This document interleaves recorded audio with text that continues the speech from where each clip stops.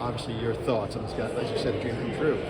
It is, yeah. I mean, played this long, you don't know much else other than the game. So, not to tear myself down there, but no, it's nothing more that you care about really at this point too, besides family. And you know, right after that's been hockey for me since day one, as far as I can remember. I've always been intrigued by the coaching side of it, even young, whether it's even trying to take things from different coaches I've had in the past, whether I get curious about their practice plans and video, stuff like that. I was always intrigued by all that. So it's like, to me, going into coaching was something I've always thought about doing, wanted to do, and then the closer I got to it, I got, to help out and to get to do this. I'm very, very fortunate. How did the whole process play out? Obviously, you've been playing for a long time. When did you start thinking about coaching? When did you start talking to the team about maybe becoming a coach? How did this all come about? I mean, when I finished, I was, the last 4 years I've spent running the youth program down at the ice for with the Atlanta Phoenix. So, I mean, that's coaching a little bit in itself, but it's also running a program. So it's not as hands-on as the primary side of that, but that was always the fun side of that job for me, was the practical side, getting out there with the kids, running practices, doing the skill stuff, being on the bench the odd game with the kids teams, and even with that you're learning stuff, and getting the feel of the competitive side still, so it still scratches that itch. But when I ended, the idea was for me to just continue on with that full time, and as the summer went on, Jeff, he asked me, it came up about assisting, and I had said that was my promise to my wife was a year off the road. I think she knew deep down that this was going to be something I'd want to do again, and maybe something in the future. So she promised me a year off the road, and so we took it on as I'd stay home. I was on the bench for home games. I did practices, morning skates, all that didn't interfere with my primary job at the ice forum. So I, near the end of the season, they talked to both Jeff and I, and about directions they wanted to go, and it just kind of fell into place, and it came to about, it was actually a year to the day that I signed the coach's contract from when I last played. So I promised her a year off the road, and I was right there. Yeah. How important is this affiliation with Nashville and growing the game down here in the South? Sure. I'm obviously all about growing the game down here. I think,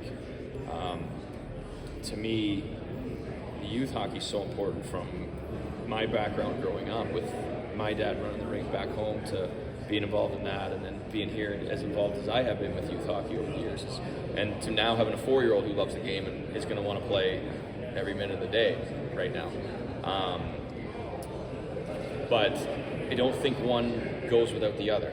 I don't think pro hockey doesn't survive without the youth, and the youth doesn't survive without, I don't believe, without some sort of pro hockey around, like, to its fullest. So adding Nashville is obviously huge. I think for one, the familiarity we have with them, me and Jeff, who we've worked with Brian, worked with Scotty Nickel, previously with a split partnership with them. I think it was 4 seasons ago.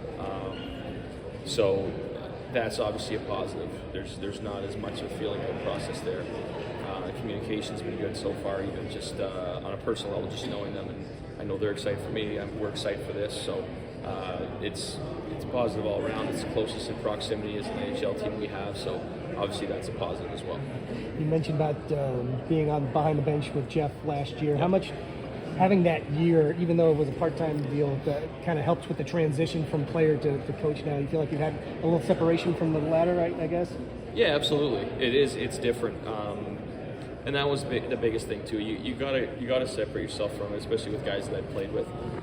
Not so much so where it's phony. They'd see right through that, and I can't be someone I'm not. But to get to that side of it, luckily for me, and I know it's hard for some players that finish playing and they miss that side of it. And as much as you do, I didn't feel the need to.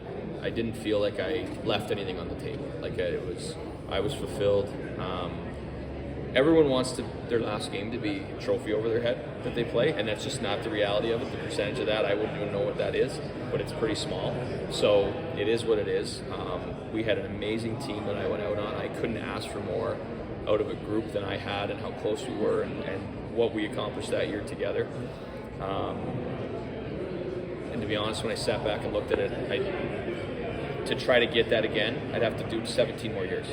So it just didn't make sense to just keep chasing it for something that wasn't more than just an awesome experience and a group of guys that I did that with. But saying that, getting on the other side of it quickly, getting on the bench, where you're not in the locker room intermission, in the coach's room, you go over stuff, you really get to see that side of it, and I got to see it fast, and that's been really helpful. You've been here now, like you mentioned, a long time, so you've seen how hockey is now in Atlanta, Metro Atlanta, with the fan base. When you look at hockey now, and Florida in the finals, and Nashville was there a couple of years ago, and Carolina had a good season this year, what is your take, just the sense of hockey in this area, how it's working, how it's going, and where it can go in the future? I think we took a lot of strides this year with the fan base again, for one. I think you saw our attendance come up. We had some awesome nights. We had, I know groups went up. The specialty nights were phenomenal. But I know Atlanta wants to win in any sport, whatever it is, especially in pro. Now, if we were the Georgia Bulldogs or Yellow Jackets or whatever, we're going to get people no matter what, because that's their following, that's their school. It's just different, right? It's just a different area in the country where there's different priorities for whatever reason, if it's family backgrounds, whatever it is. You can tell the pro game here is we want to win now. There is a following. It can be harsh at some points, but it is loyal at the same time. So you take that as a positive, and you know the people that can be the harshest are also going to be the loudest when you're winning as well. So and you're going to pull more out when that comes back. So I think we've done a good job of that. We've had winning records the last handful of years. The COVID year, that sucked for everybody. For a lot of teams, half the teams in this league didn't play.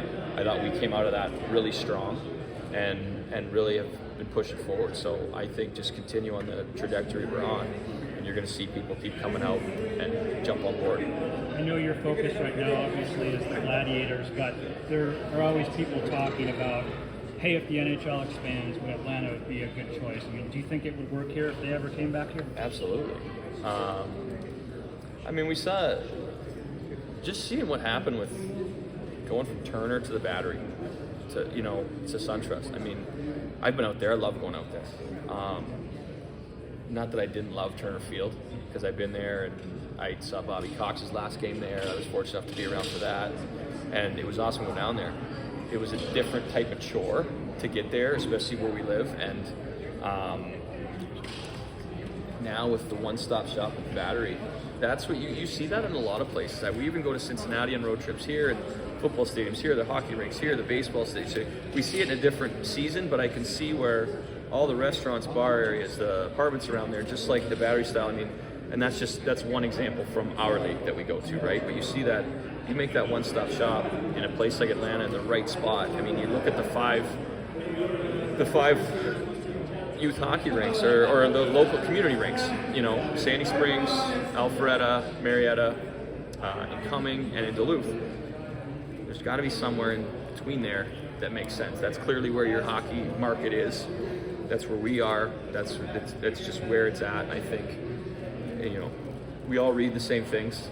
I think someone has a good handle on something, and it's getting the right buzz, and I can't be a bad thing for the city. With quite a few changes happening within the last 2 seasons, how do you feel the players are going to adjust to you being now the coach? I think it'll be fine. I think, you never know how many are going to come back in this league.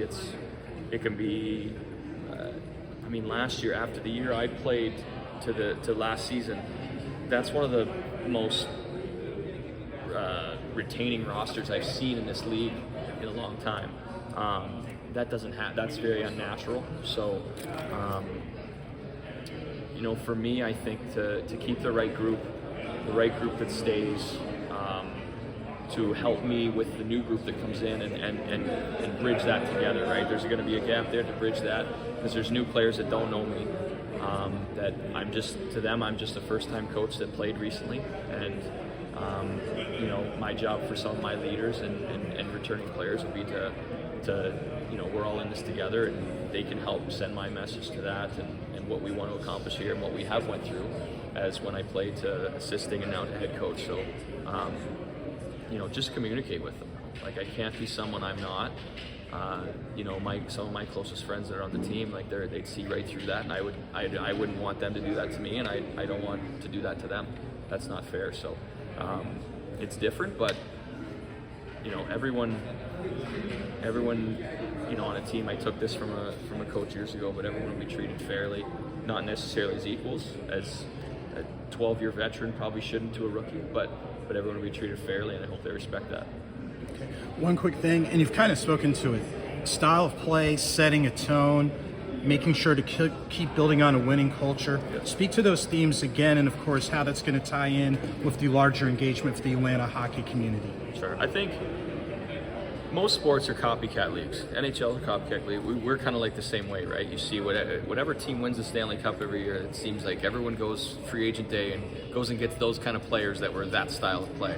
I think we see that in our division. I mean, Florida that is now in the finals again, they're a heavier team that has some skill. I mean, I think to look for a overall team toughness, just a group of guys that'll have each other's backs, character. I've reached out to some, looking for some depth and some younger players, and the first thing I'm hearing about from some of these guys that I become interested in is how much their coaches from college or junior, whatever, talk about their character of these players, and that turns me on to them right away.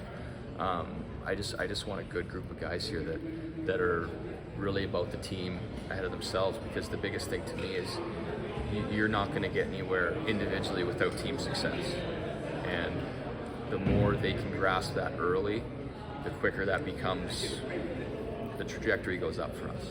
So the biggest thing for me is bring a lot of we into this room rather than I's. Thanks, Coach. Thanks, All right, Appreciate it. Okay.